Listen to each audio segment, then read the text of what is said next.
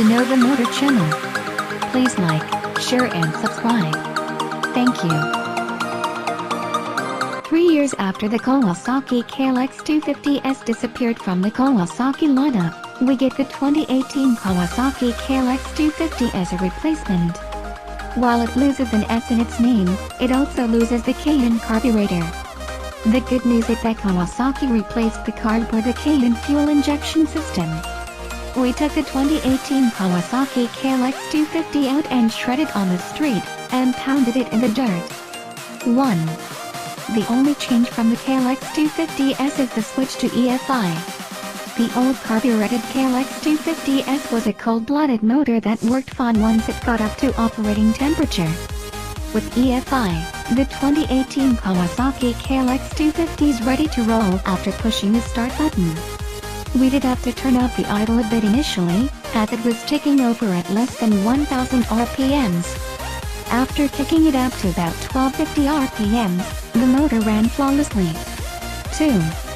Power starts off soft on the bottom on its way to a red line north of 10,000 RPMs.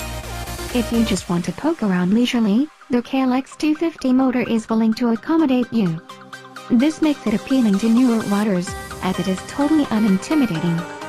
For those who want some power, the motor needs to be rung out like a KX250F motocrosser, get on the gas and into the top half of the rev range. It's still a straight legal 249cc single, but it has good power on top that matches the chassis. 3. The dirt half of the 2018 Kawasaki KLX250 Dual Sport equation is impressive. Given that it is not overly powerful, Kawasaki made the right call in making the KLX250 a comfortable ride. Weighing in at just below 300 pounds, it has a good nimble feel, as well as dirt-focused ergonomics. 4. The KYB suspension is softly sprung and gently damped. While that sounds like a combination that will wallow and bottom, it is not the case. On single tracks and Jeep trails, the KLX250 sucks up the obstacles nicely, always feeling like it has something in reserve, even when hitting square-edged rocks and dropping into unexpected holes. The Kush feel seriously reduces fatigue and makes for an enjoyable ride, even when riding fairly hard. 5. You certainly want to know your limits on the 2018 Kawasaki KLX250. For the most part, the motor is the limiting factor. You aren't going to go flying through whoops, and the lack of immediate power delivery will warn you away from jumps. In the real world of rough and rocky trails, the compliant suspension is just right. About the only time the soft settings get overloaded is on GLs. Even then, the KLX250 doesn't lose its composure. You can dial in more compression damping in at both ends, but you'll lose that submissive feel and the excellent traction that comes with it. 6. The KLX250 is happy to turn in the dirt. While berms are always a good idea when changing direction, the KLX250 is ready and willing to change direction on flat loose corners. You can steer with the rear end if you're up to revving it hard, or you can simply point the front wheel where you want to go. The suspension lets the weight transfer to the front wheel, giving a good bite. 7.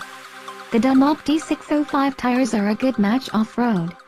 While Dunlop D606 tires are a more dirt-oriented tire, the D605 can be spun up, which allows the KLX250 motor to easily get to the more powerful part of the rev range.